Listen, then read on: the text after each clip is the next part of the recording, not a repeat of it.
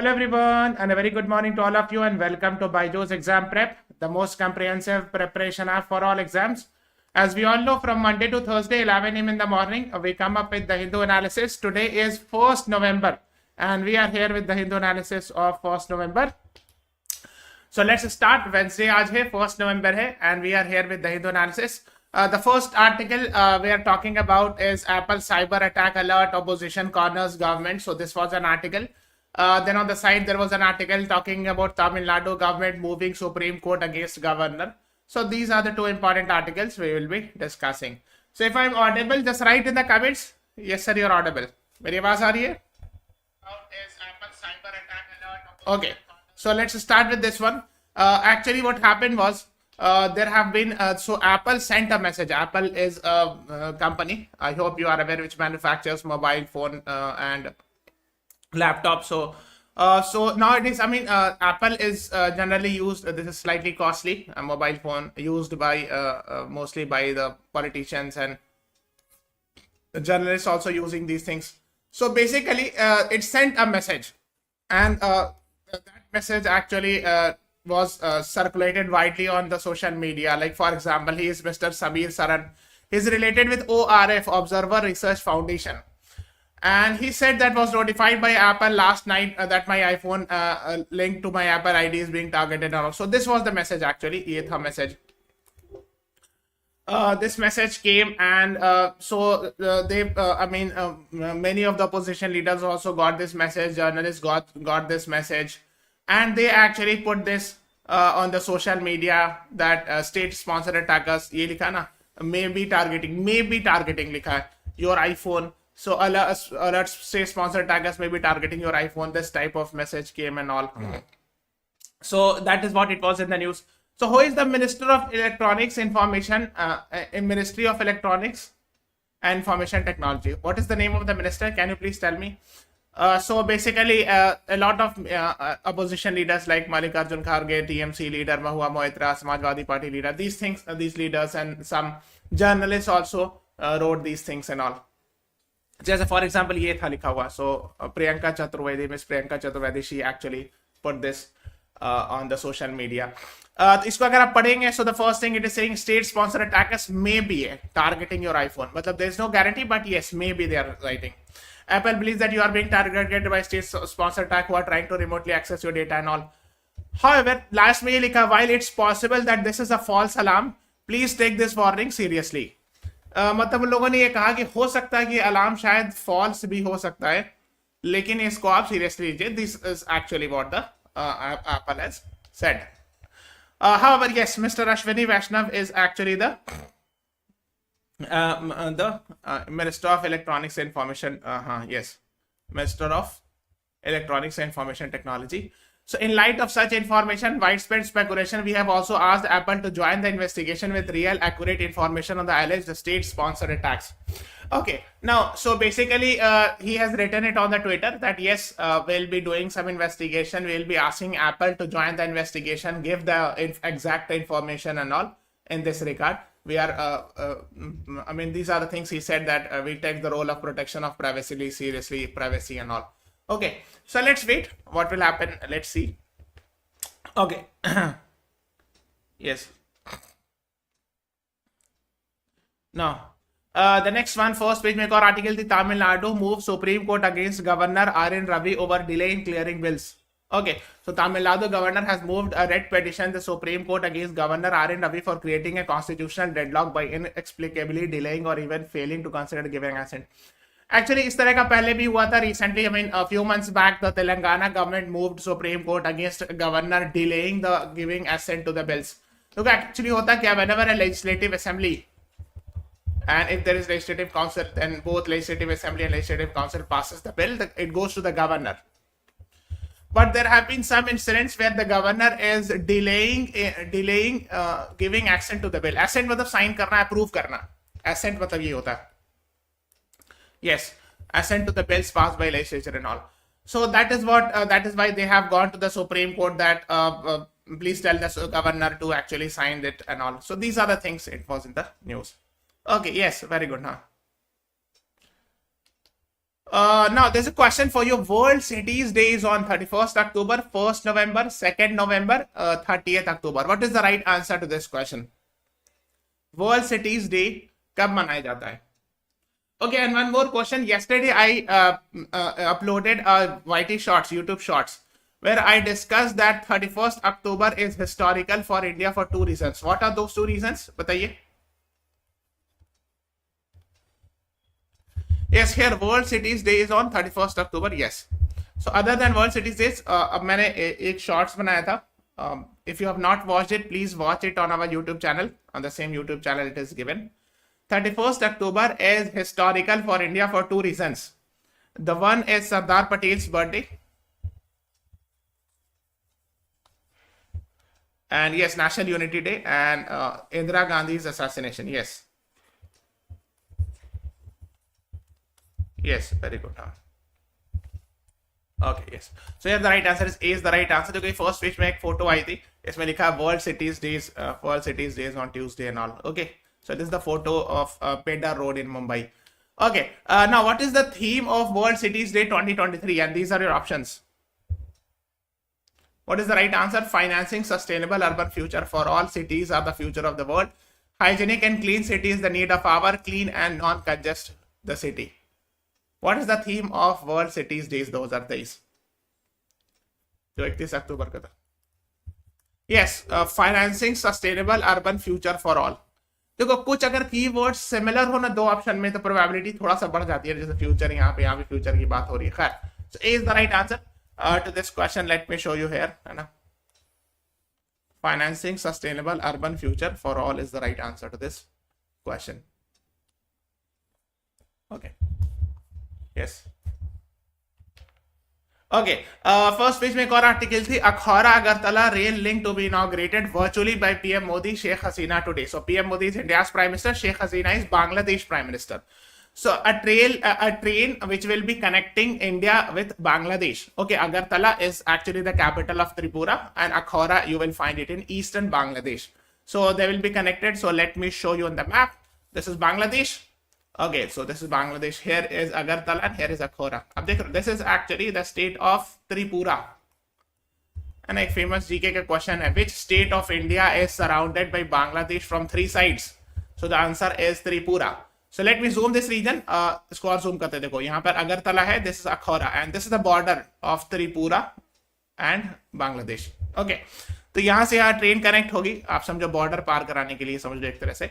So this train will be connecting Akhora and Agartala, and that is why you should be knowing it. Yes, okay. So that is what it was in the news. So 11 AM में Wednesday यानी आज 11 बजे सुबह में यानी अभी inauguration हो रहा होगा. Okay, so that is what you should be knowing it. Online mode से होगा, है ना? So virtually मतलब online mode से. Okay. Yes. This is the crash course. This is a free crash course. Will be running on both YouTube and as well as app. Okay, 9 PM पर होगा हर दिन session. Okay, so this will actually starting from 1st November. Okay, so मतलब आज से 9 PM से start होगा. So please do join it. That would be very very beneficial for you. Okay. This is 2025 course. If you are planning for next year, you can go for this course. Call on this number 9538895678 पर call कर सकते हो. Okay, let's talk about editorial ethics, parliamentary conduct under the Indian MP. Now, basically, this has been written by Mr. P.D.T. Acharya. He is a former Lok Sabha Secretary General. And he has written about, actually, there's an allegation against Mahua Moitra. I hope you are aware, she is a TMC member of parliament. And there has been allegation against her for taking money to ask questions in parliament with a view to promote person's business interest. So there's an allegation that she has taken money for that, for asking a question. Now, the speaker has recommended this or referred this complaint to the ethics committee of the parliament.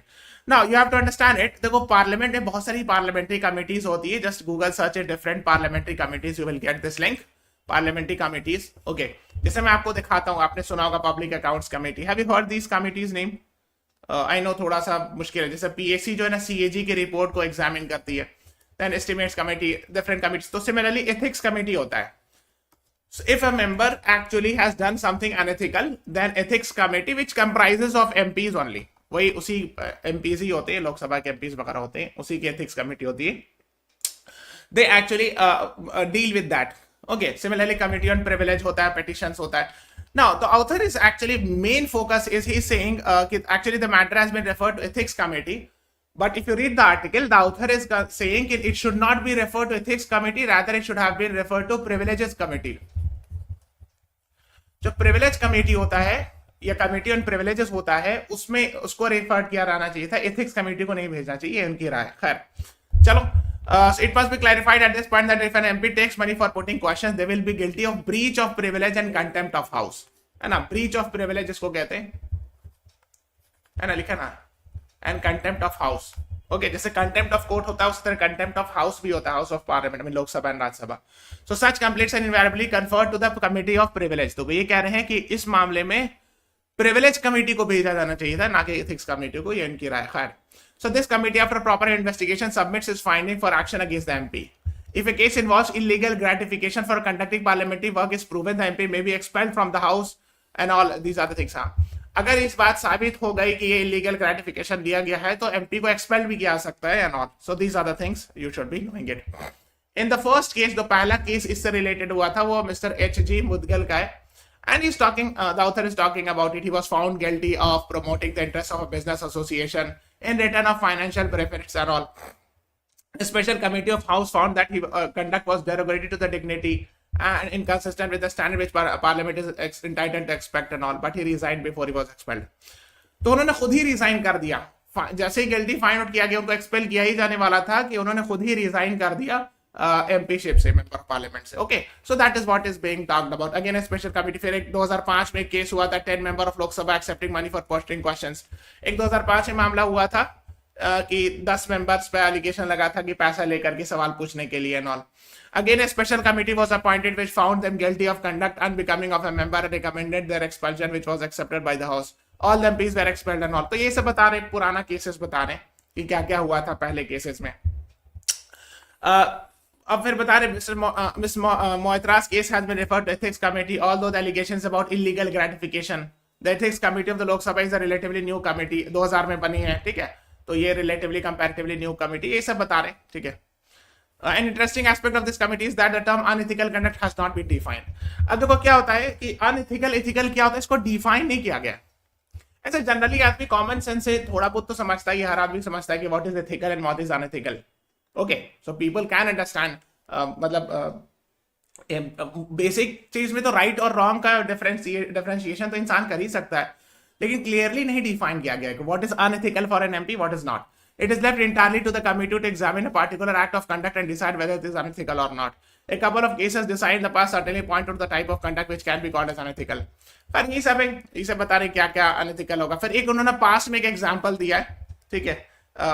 So these are some of the examples given by the author, ठीक है. उतना past के examples में नहीं जाना है because that will not be asked in the exam.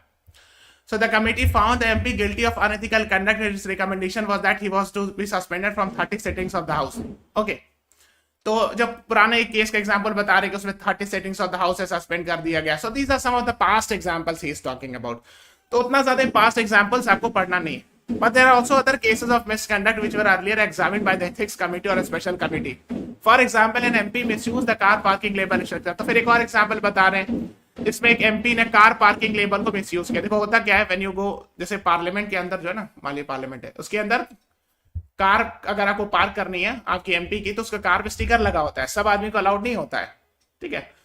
तो उसको मिसयूज शायद किया होगा, कुछ होगा इसमें exactly, I need to find out कि किस तरह मिसयूज किया. सो उन पे भी कुछ चार्जेस वगैरह लगे, उन्होंने एक्सेप्ट किया. So these are some of the things he is talking about. So the previous example, if the complainant is about her giving accepted legal gratification, then the case becomes a case of breach of privilege and all.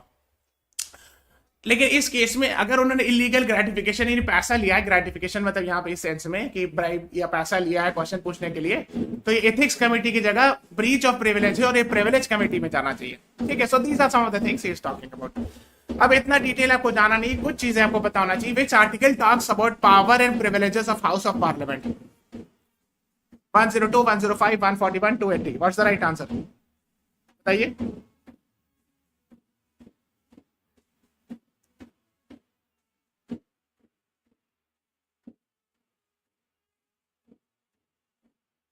What's the right answer? Yes, Gauri, Sethi, Sania, Ansari, Nandita, Nandrao. Article 105 is the right answer to this question. Power, privileges, etc. of the House of the Parliament. ठीक है, तो इसको थोड़ा सा पढ़ लेना. Yes, 105 important है. Similarly state level पे 194 मतलब लेजिस्लेटिव असेंबली वगैरह के लिए. ठीक है, so that is what you should be knowing it. Okay, since a public servant accepting a bribe is a criminal offence, it is normally investigated by criminal. Yes, अब देखो bribe लेना ना criminal offence है. ठीक है, तो criminal offence हो तो पीसीए भी लग सकता है, prevention of corruption act PCA 1988. Okay okay, parliamentary committee do not deal with criminal investigation. तो पार्लियामेंट्री कमेटी तो ये करेगी, इनको एक्सपेल कर देगी, एमपी को ये सैक कर देगी. लेकिन क्रिमिनल चार्जेस है तो उसमें हो सकता है क्रिमिनल क्राइम मतलब जेल वगैरह इस टाइप की चीज भी हो सकती है. They decide on the basis of evidence whether the conduct of MP is a breach of privilege and all, but the punishment of house relates to the functioning of house.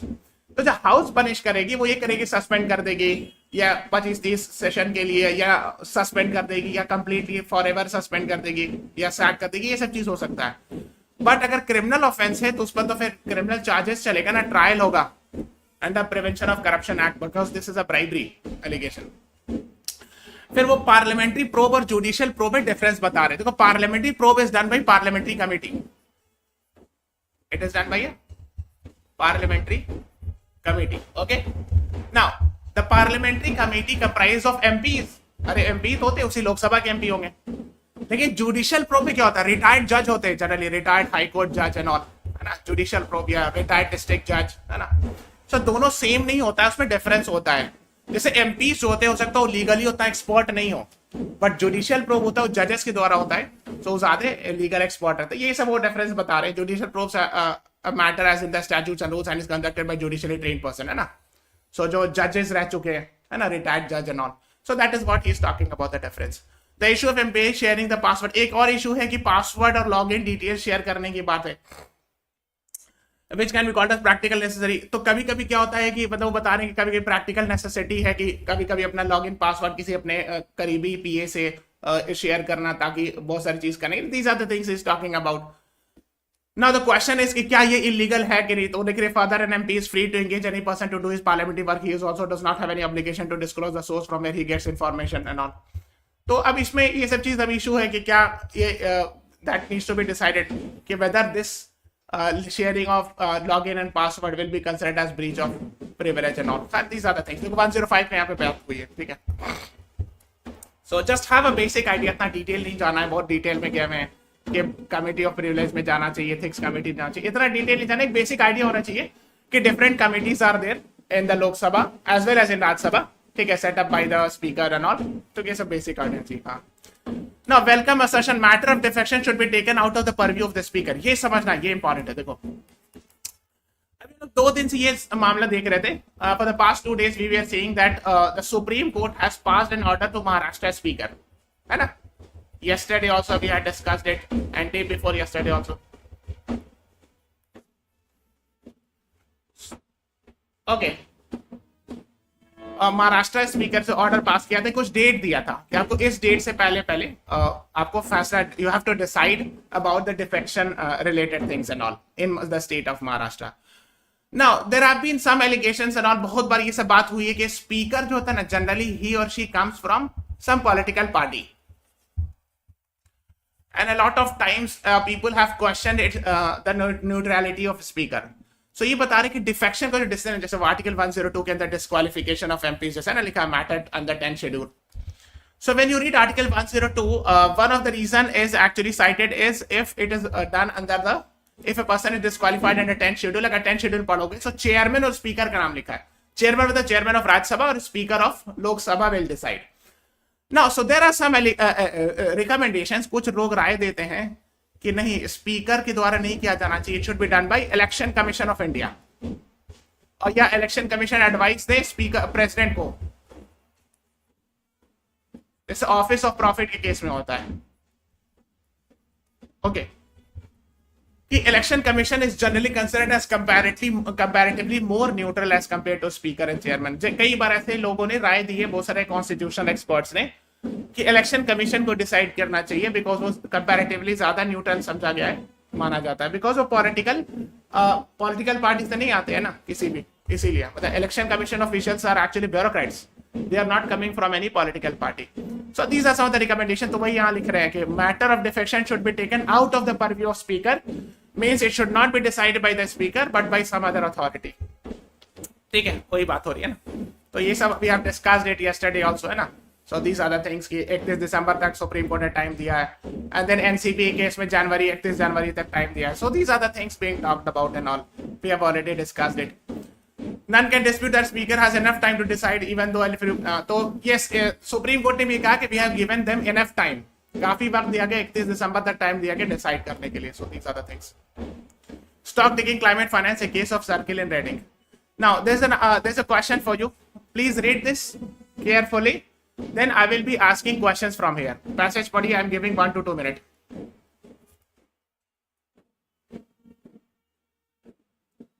सबको like button press कर दो. Everyone please press the like button. 14 से लेके like बढ़ाओ, 30 तक ले जाओ.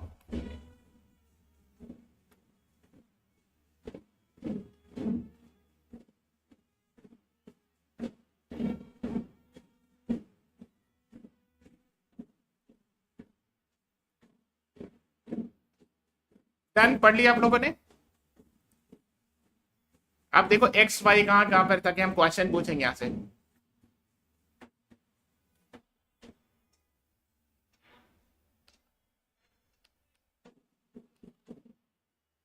Now what is x given in the passage? बताइए.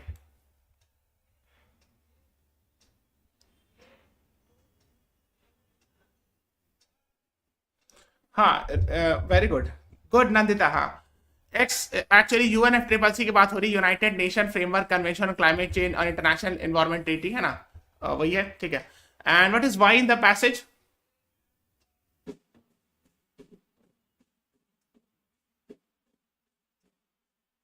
एक्चुअली हमको पूरा लिखना चाहिए. चलो आप पहले आंसर कर दो, देन आई विल एक्सप्लेन. हाँ, रियो डी जेनेरो. देखो यहाँ तो पेरिस क्लाइमेट की, यहाँ रियो लिखना चाहिए था पूरा. ठीक है. So actually the right answer is option B. ठीक है, बहुत सारे लोगों ने पहली आंसर बता दिया. Good, very good. तो एक्चुअली क्या ये आपको पता होना चाहिए, यूनाइटेड नेशन देखो UNCDED कॉन्फ्रेंस हुआ था, United nation conference on environment and development. इसी को अर्थ समिट भी कहते हैं 1992 में, और इसी को रियो समिट भी कहते हैं because it happened in Rio de Janeiro. ठीक है, ब्राजील में. ठीक है, ओके. इसी के रिजल्ट में UNFCCC बना था. This resulted to the formation of united nation framework convention on climate change. Why UNFCCC is important? Because UNFCCC ही के अंडर में सारा कॉप होता है. आपने जैसे ये लिखा हुआ ना, conference of parties 28. COP28 is going to happen in Dubai in the month of November. Yes, so UNFCCC इसी के अंडर में होता है, united nation framework convention on climate change. Okay, ठीक है. So that is what he is talking about कि recently होने जा रहा है. That is what he is talking about. Then देखो फिर उन्होंने कुछ चीजें बात की, जैसे for example he is talking about $100 billion climate finance. $100 billion climate finance and US $100 billion गोल.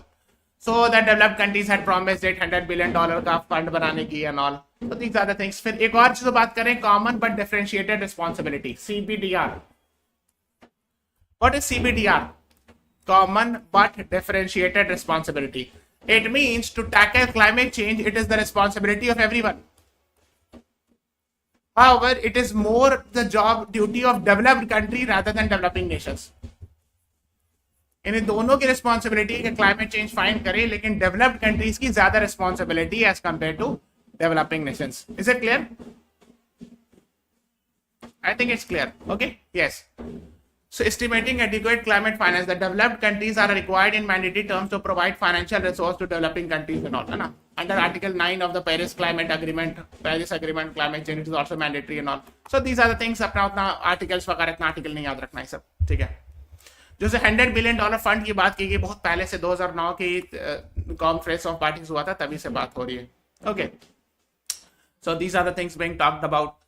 फिर पेरिस क्लाइमेट एग्रीमेंट में 2 डिग्री सेल्सियस का टारगेट दिया गया था, and if possible 1.5 degree Celsius. मतलब by the end of this century the average temperature rise should not be more than 1.5 degree Celsius. So this was talked about in Paris climate agreement. Yes, so you should be knowing about these things, है ना. ये सब बता रहे हैं.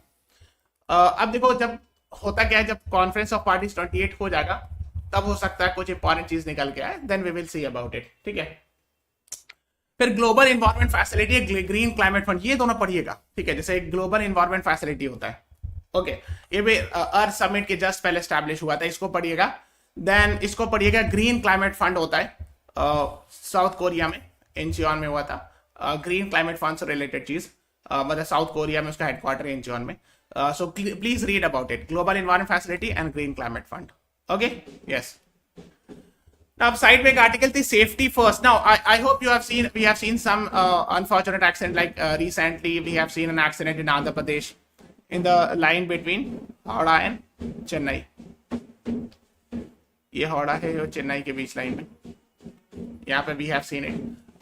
Similarly, in around first week of June, we have seen it in Balasore. आपने देखा होगा. So these are the things being talked about. तो सिग्नलिंग वगैरह कुछ इशू था तो and all.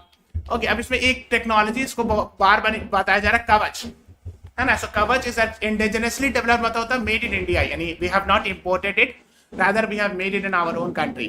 Develop train collision avoidance system. इसमें होगा क्या कि even if there is a red signal and the driver fails to stop the train, then still the automatically the train get stopped. ठीक है, कवच system है कि red light अगर गलती से क्रॉस भी कर गया, मतलब ड्राइवर ने नहीं रोका लेकिन अपने आप रुक जाएगा वो.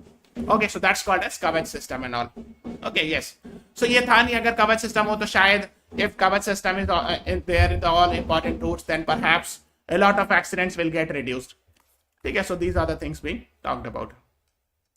So deeper economic issues that plague functioning railway should be analyzed and all, कि क्या क्या issues है railways में, इस सबको analyze किया जाना चाहिए, है ना. तो बहुत सारे जो सीट्स वैकेंट हैं, एक ये भी मसला है कि बहुत सारे सीट्स वैकेंट हैं, है ना, उसको फिल किया जाना चाहिए ताकि एफिशिएंसी बढ़े रेलवे की, है ना. So more and more personnel should be there, so things will be more in order, है ना. तो ये सब बात हो रही है कि these are the things should be done. फिर है silent annexation of West Bank. So basically West Bank again talking about the same Palestine region. Okay, so here is India, this is Israel, और ये Israel है, ये वाला West Bank है. Okay, West Bank and Gaza मिलाकर Palestine कहते हैं. So she's talking about कि she went to in 2016 to that. So my first experience of Israel occupation, तो 2016 में हो सकता है गई हूँ वहाँ. I found my luggage squatting in my luggage without food or water for 8 hours. तो 8 घंटा तक उनको शायद खाने वगैरह को नहीं मिला. So वही बता रही है वेस्ट बैंक के बारे में and all. So these are the things being talked about. Okay, the same thing is being talked about, है ना. थोड़ा सा आप कुछ चीजें पढ़िएगा. ईस्ट जेरूसलम, देखो एक्चुअली क्या है, Jerusalem is divided between east and west, है ना. तो ईस्ट जेरूसलम में actually you will find some religious places like Al Aqsa mosque, है ना, then dome of rock, wailing wall, है ना, बुराक वॉल भी कहते हैं. So these are the things, है ना, Buraq wall. So these are the things you will find it in east and Jerusalem. तो इसे थोड़ा सा पढ़ लीजिएगा because may be they can ask these types of questions and all. Staff shortage, financial dependency, plague local governance. Local governance मतलब वही urban local, जैसे यहाँ पर शहर की बात हो रही है. So urban local bodies. So urban local bodies कौन सी कॉन्स्टिट्यूशनल अमेंडमेंट का रिजल्ट है? Can anyone tell me which constitutional amendment resulted into the establishment of into the constitutionalization of urban local bodies? I hope you are aware, मैंने सब पढ़ाया है. 74th amendment, है ना. Yes, very good, Gauri Sethi. हाँ, ये सब परसेंटेज नहीं याद रखना, you can skip these things, है ना. नाउ द नेक्स्ट वन, ठीक है, so just have an idea. हाँ, 74th amendment and all. Okay, 73rd जो था वो पंचायती राज इंस्टीट्यूशन से रिलेटेड है, और 74th जो है वो अर्बन लोकल बॉडी से रिलेटेड है. Okay, so this you should be knowing about it, है ना. Now supreme court flags possibility of electoral bonds being used to trade favours. अभी क्या है, actually people have filed petition in supreme court challenging electoral bonds. तो अब देखो, electoral bond से related मैंने बहुत सारी चीज डिस्कस कराई भी है पहले, but you should know about it in detail. जैसे फॉर एग्जांपल कि कितना उसके डिनोमिनेशन क्या है, किस डिनोमिनेशन में आपको अवेलेबल होगा, कौन से मंथ में अवेलेबल होगा, विच बैंक कैन इशू, कौन से बैंक इशू कर सकती है, क्या हर बैंक इशू कर सकती है, कोई एक पर्टिकुलर बैंक इशू कर सकती है, अगर एक पर्टिकुलर बैंक है तो वो कौन सा बैंक है, ये सब पूछा सकता है. किस किस मंथ में इलेक्टोरल बॉन्ड इशू होता है, ठीक है, उसका डिनोमिनेशन क्या है, 1000 की डिनोमिनेशन है, 100 है, किस टर्म्स में दिया जा सकता है, कितने दिन के लिए इशू किया जाता है. Okay, yes, these are the things you should be knowing it. Okay, what are the issues, क्या चैलेंजेस है. तो जैसे एलिगेशन ये लगाया गया था कि एनोनिमिटी का, कि जैसे पता नहीं चलेगा लोगों को कि who has donated it, for example this a person x, उसने इलेक्टोरल बॉन्ड खरीदा, ओके, मान ली SBI से, ठीक है, SBI से होता है ना, हाँ, 15 डेज के लिए, फिर उसने डोनेट कर दिया पॉलिटिकल पार्टी, मान लीजिए कोई पॉलिटिकल पार्टी PQR पार्टी, उसको, है ना, तो मतलब ये इलेक्टोरल बॉन्ड दे दिया, फिर वो इन कैश करा लेगी PQR पार्टी, ठीक है ना। द क्वेश्चन इज कि ये नहीं पता चलेगा कि ये एक्स बंदन ने PQR पार्टी को डोनेट किया है, okay, so this person will remain anonymous, that is the thing and all. So ये चीजें हैं। तो अब जो सुप्रीम कोर्ट ये कह रहे हैं कि flags actually supreme court flags electoral bond being used to trade favours, कहीं ऐसा तो नहीं हो कि फेवर के लिए यूज किया जाए। For example if x will give donation, जैसे यहाँ पे मान लीजिए एक्स ने, एक्स कोई बंदा है, उसने PQR पॉलिटिकल पार्टी है, एग्जांपल मतलब एक एग्जांपल ले रहे हैं, PQR पार्टी को उसने इलेक्टोरल बॉन्ड के अंदर मान लो मतलब डोनेशन दिया, तो ऐसा भी तो हो सकता है कि मान लो PQR पार्टी बाद में पावर में आ जाए और वो इसको कुछ बेनिफिट दे दे, trade favour. So that is what supreme court is raising. Now the question is, लोगों को पता नहीं है कि this person has given the donation to PQR party, people, I mean this is anonymous. So if the PQR party after coming to power give some favor to person X, then the people will not get to know this. Okay, ये है, हाँ। सो ये चीजें कि शायद हो सकता है इसका मिसयूज भी, maybe it might happen, है ना। Advocates for petitioners said the electoral bond may be used as legalised kickbacks. Kickback का मतलब होता है ब्राइब, तो मतलब जो पेटिशनर्स ने ये कहा कि ऐसा तो नहीं है कि ये ब्राइब को लीगलाइज करने का तरीका है indirect way, and set up legally directed information black hole and all. तो ये पेटिशनर्स ने सुप्रीम कोर्ट के सामने, देखो 5 जजेस बैठे हुए ना, so it is actually a constitution bench, है ना, you should be knowing it. Centre में CJI बैठते हैं, है ना। इलेक्टोरल बॉन्ड्स, हालांकि जब AG से जब गवर्नमेंट को ओपिनियन पूछा गया, सो AG that is the attorney general of India, who is attorney general of India, what is his name, and which article talks about attorney general of India, is it a constitutional post or not, ये सब सवाल पूछा हुआ है इलेट में, ठीक है। क्या अटॉर्नी जनरल कॉन्स्टिट्यूशनल पोस्ट होते हैं, क्या सॉलिसिटर जनरल कॉन्स्टिट्यूशनल पोस्ट होते हैं तो कौन से आर्टिकल है, कौन से लॉज में लिखा हुआ, who is the attorney general of India. So AG साहब ने ये कहा, अटॉर्नी जनरल ने, कि it will promote clean money donation to political parties. तो AG साहब के हिसाब से उन्होंने ये रखा इसे क्लीन मनी आएगा, ओके। देखो जैसे इस तरह कुछ है समथिंग सैंपल, ठीक है, इलेक्टोरल बॉन्ड ऐसा कुछ होता है, तो कोई SBI लिखा है ना ऊपर में, okay. Yes, mister R Venkataramani is actually the attorney general of India. Is it a constitutional post? हाँ, आर्टिकल 76, गुड, हाँ, yes, of course it's a constitutional post, but solicitor general is not a constitutional post, ये पता होना चाहिए आपको, है ना। सो you should be knowing about these things, okay. Yes, हाँ, कुछ होमवर्क है, 1-2 चीज आप पढ़ के जाना, कवच सिस्टम को थोड़ा सा पढ़ लेना, ठीक है, may be they can ask this in the exam, okay. One more thing is that we are running this crash course at 9 PM, आज से 9 PM पे क्रैश कोर्स होगा, ठीक है, जिसमें फ्री सेशन होगा, free on both YouTube as well as app, okay, where actually we will be doing revision of all the important things, ठीक है, उसमें मैं भी कभी क्लास लूंगा, ठीक है। So please do join it. एक और चीज है, मैं कम्युनिटी सेक्शन में 2 चीजें, एक शॉर्ट सेक्शन में जाना, कुछ वीडियोस में शॉर्ट सेक्शन में भी डाल रहा हूं, that would be helpful in the exam, जो एग्जाम पॉइंट ऑफ व्यू से हेल्पफुल होगा, तो वो shorts I will be putting, मैंने कल भी डाला है और I will keep on updating it, please follow it, that would be helpful from exam point of view, ठीक है। वो आधा मिनट का 1 मिनट का तो होता ही है। फिर कम्युनिटी सेक्शन में जाना, go to the community section, I am giving questions, ठीक है। सो मैंने कुछ क्वेश्चंस दिए हैं और भी क्वेश्चंस दूंगा, ठीक है। So it will keep on, हो सकता है पर डे का क्वेश्चन आता रहे, तो आप उसको ट्राई करते रहना, ठीक है। So keep on doing this things, that would be very beneficial for you. So this is all about today's class, है ना। ये फिर एक 1 शॉट रिविजन सीरीज है, इसका हम लोगों ने क्लास लिया था, प्लेलिस्ट में जाना, यहाँ पे सब क्लासेस है, इसको देख लेना एक बार, नहीं टाइम मिले तो 1.5x या 2x स्पीड पे देख लेना एक बार, just have an idea, okay. So this is all about today's class. Please subscribe to our channel, follow us on Instagram, Facebook, Telegram, and download the BYJU'S exam prep app. Thank you everyone. Thanks for watching. Have a nice day.